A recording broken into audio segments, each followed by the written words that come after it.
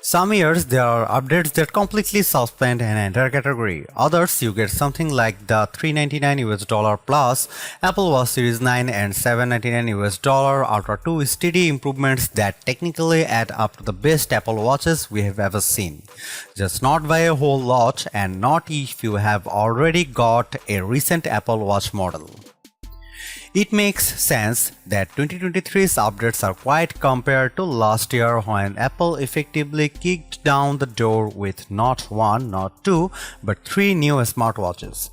This year, the Series 9 and Ultra 2 are nearly identical in design to their predecessors, save new colors, strap options, and carbon-neutral packaging. Instead, the big updates this year are the S9 SiP, the addition of a second generation ultra-wideband chip, and watchOS 10. The former promises a 30% faster GPU and a 4-core neural engine with twice the performance of the Series 8. That in turn enables onboard Siri processing, greater power efficiency, and the handy double-tap gesture. The upgraded UWB chip enables precision finding, much like AirTags. Meanwhile, watchOS 10 reintroduces widgets to Apple's smartwatch landscape. After a few months with watchOS 10 and about a week with the Series 9 and Ultra 2, I genuinely like the new updates, but whether the latest Apple Watches are the best options for iOS users isn't the point anymore. The real questions are whether the new updates are worth the cost to upgrade, and if you are going to buy a new Apple Watch, which one makes the most sense for you. The Aluminum Series 9 comes in a new pink color, and as far as design goes, that's all that's visibly new. Otherwise, you are looking at the same design and 41mm by 45mm sizes as the Series 8 and the Series 7 before that. Pink is easily the best new color Apple's introduced for the watch in years. First, it's actually pink, unlike the green Series 7, which only looked green if the light hit just right. Second, this is the year of our queen and savior Barbie. Technically, it's more Millennium Pink than Barbie Pink, but that's probably a good thing. Normally, I catch about how Apple shies away from saturated color, but the extra subtlety here makes for a more versatile watch. Depending on the strap, you can either emphasize or de-emphasize the pinkness for whatever the situation calls for. The Ultra 2 is even harder to differentiate from the Ultra. When I got my hands on at Apple Park, a representative advised I stow my Ultra in my bag lest I accidentally leave it behind. Even the back crystal on the Ultra 2 just reads Ultra, unlike the series watches, which always specify which series they are. This entire week, I have had really on very minimal signs of wear and tear on my original Ultra to tell these two watches apart. Even less visible is the fact that Apple is using more recycled materials in both the Series 9 and Ultra 2. The Sport Loop, for example, is made of 82% recycled yarn, up from 0%. The Aluminum Series 9 is made from 100% recycled aluminum, while the Ultra 2 is made from 95% recycled titanium. The speckled flex in silicone Nike straps you will see throughout this review are also recycled. Apple also sent me its fine woven strap, which is made of 68% post-consumer recycled material and is meant to act as a leather alternative cause Apple doesn't do leather anymore. Fine woven is fine, it's kinda like suede, soft and little fuzzy. If you scrape it with a nail, it shows the scratch like suede would. It's hard to say whether it will develop a patina, as I simply haven't had it long enough, but I wouldn't recommend working out on it. I thought the strap was fetching on my stainless steel 45mm review unit, but the texture was a lot more polarizing among my co-workers. Most said they weren't fans but couldn't attribute why. If you are debating getting one, I would swing by an Apple store first to get a feel for it first. I never like it when gadget companies say a new processor makes things a lot better, unless you have a very laggy device. Minute improvements in performance are hard for the average person to see. Granted, processor specs matter more with Android smartwatches because they have historically been plagued by laggy screens and performance issues. But with the Apple Watch, this has been less of a problem. That said, there are a few instances where you can see the slight difference the S9 makes. First off, the new improved neural engine on the S9 chip means Siri processing happens on device. That it turn purportedly leads to 25% better dictation and the ability to issue Siri commands when offline. Later this year, you will also be able to ask Siri health-related queries. To test the improved Siri, I ran two experiments. First, I dictated several long texts, tongue twisters, as well as Bohemian Rhapsody and Alphabet Aerobics lyrics and sent them to my best friend. For the tongue twister and song lyrics, I simultaneously dictated to an S8 powered Ultra and S9 powered Series 9. You can check the gallery above the screenshot of the results. It's impressive that both watches got about 95% accuracy, but I didn't see a huge difference between the results.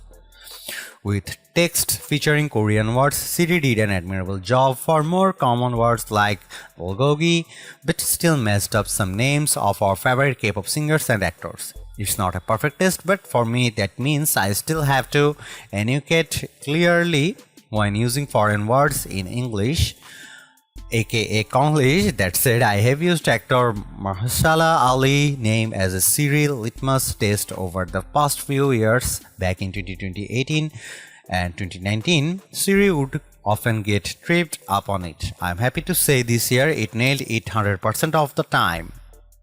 What might be more useful in this fact that you can issue Siri basic tasks when you have no internet or cellular connectivity. For example, I was able to ask Siri to set timers and workouts with airplane mode enabled both on the watch and on my iPhone. Say your laundry room is in the basement, your hands are full with a laundry basket and you forgot your iPhone upstairs. You can now ask Siri to set a timer and not to worry about it. This won't work 100% of the time when Siri has to pull information from the internet. However, but if you do get a weather update preloaded from when you had internet, I found that Siri can still give you an update. The S9 chip also results in greater power savings, but you should already know that Apple Siri invested that somewhere other than better battery life. In this case, Apple decided to make the displays brighter. The Series 9 now goes up to 2000 nits from 1000 nits, while the Ultra 2 is 50% brighter at 3000 nits. Indoors and outdoors, it's difficult to tell the difference if you don't have older models on hand for comparison. And even if you do, as I did, it can still be difficult to tell under certain lighting conditions. That's because Apple makes ample use of the ambient light sensor. Just because you can manipulate the Series 9 or Ultra 2 to go up to a maximum brightness doesn't mean the watch is giving you everything it's got. It's dependent on your environment, which is to give your eyes a break and save battery. You are most likely to see the difference outside on a very sunny day. Perhaps the most novel update to the Series 9 and Ultra 2 is the double tap gesture. The pinchy pinch, it's similar to double clicking with a mouse, except you are making a pinching motion with your index finger and thumb. It will come via software update sometime in October, but Apple sent us a separate Series 9 loaded with a beta version of the feature, so I could give it a whirl. Technically speaking, this tech isn't new. The watchOS 8 Apple debuted Assistive Touch, an accessibility feature for those with limb differences, and Double Tap uses the same underlying technology. The sensors can detect changes in blood flow when the muscles in your forearm move, and that in turn allows you to control the device and navigate menus with one hand. That said, Double Tap and Assistive Touch are not quite the same thing. For starters, Assistive Touch is more power intensive as it's run directly on the CPU, while Double Tap's algorithms has been optimized to run in the background via the S9's neural engine. That's also why assistive touch is something you have to set up, whereas the double tap is enabled system-wide by default. Plus, assistive touch supports a wider range of gestures like a single tap or fist flange, and you can customize what certain gestures do. It has to be that way because it's designed for you to navigate the entire Apple Watch single-handedly. Double tap is meant to be more contextual way to handle the primary actions of an app. For example, say you get a text, if you double tap it will bring up the ability to reply via voice messages. Double tapping again will send the message. For a timer, double tapping once will pause the timer. Doing it again will unpause it. When the timer goes off, pinching will stop the timer.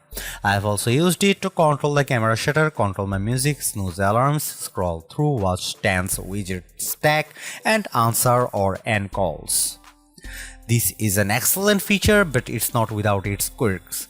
For the one thing, it comes with a learning curve. For it to work, you must first to do the raise to wake gesture.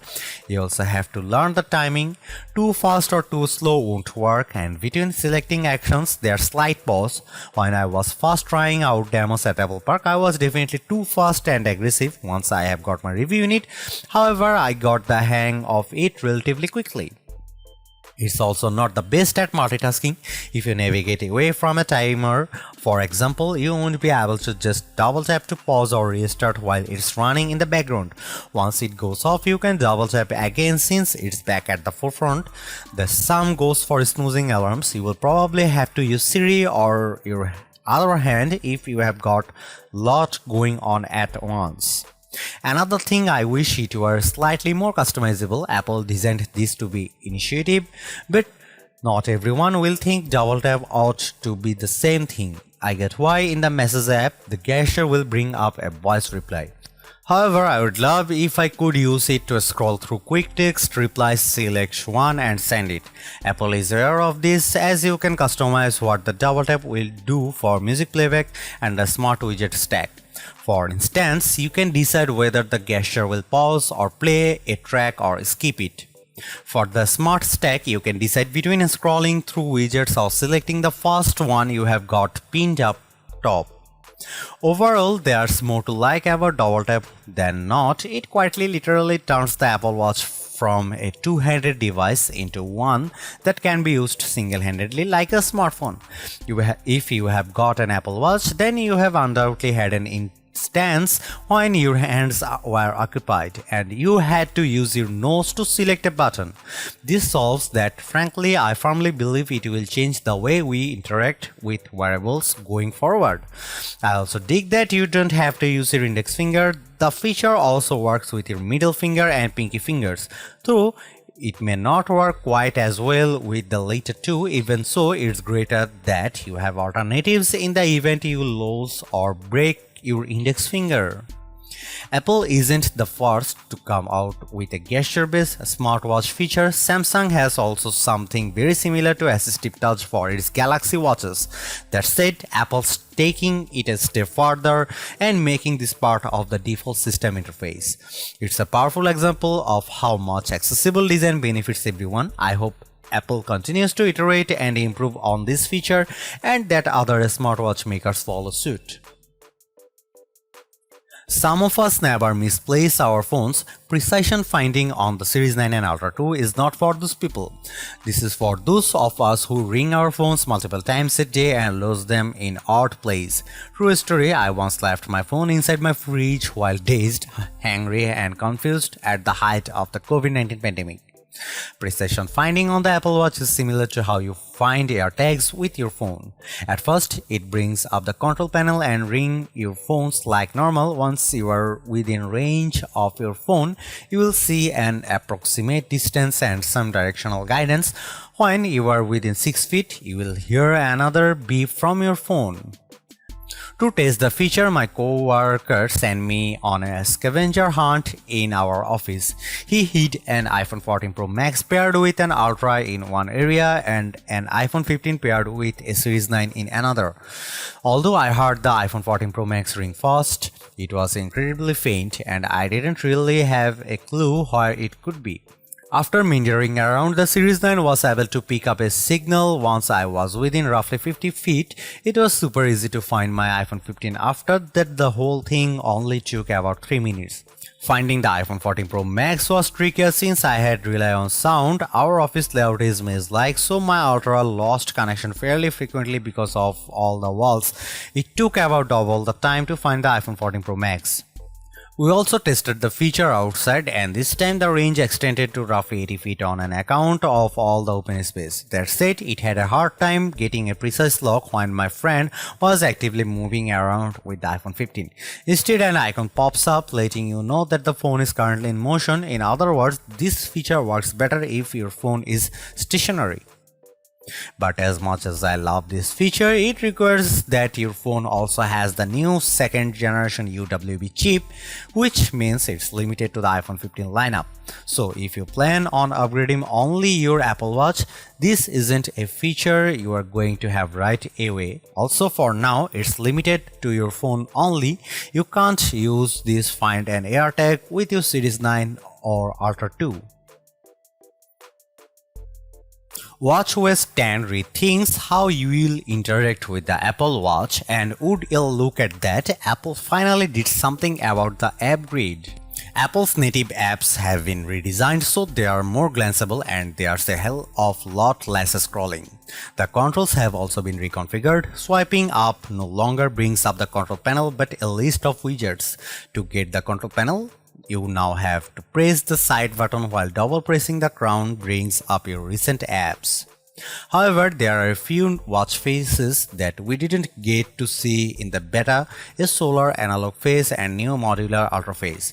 The solar analog phase is on the simpler side. Its main thing is that the light trail behind the second hand changes from light to dark depending on whether it's day or night. The modular phase is exclusive to the Ultra and Ultra 2 but is a dream for data nerds, aka me. You can pack in 7 complications, 6 small ones and a larger one in the center. The bezel can also show either elevation, depth or seconds in the real time. Like Double Tap, WatchOS 10 is one of those updates that has larger implications for how we will interact with the Apple Watch down the road. Together, these two updates make the Apple Watch much more glanceable and distinct from a mini phone on your wrist. Meanwhile, cellular capability and the fact that Siri now works more seamlessly offline give you a device that's more independent of your phone. There's a shift happening here, but Apple isn't busting down the door like the cool aid man. It's a gentle shift where Apple puts down some building blocks, sits back and waits to see what people build with it. Iterative updates aren't bad, they are just not flashy, but that's the biggest problem facing the Series 9 and Ultra 2. These are the best smartwatches Apple's ever made, but while the updates do make the overall experience better, it's like paying another dollar to add an extra topping to your pizza. For some people, that makes the pizza. For others, it's nice but really not necessary, and of course, smartwatches cost hundreds of dollars. If you have a Series 7 or later, you don't really need to update. For owners with a Series 5 or earlier, it might be worth it since you will get a bigger screen, several new sensors, and a processing bump.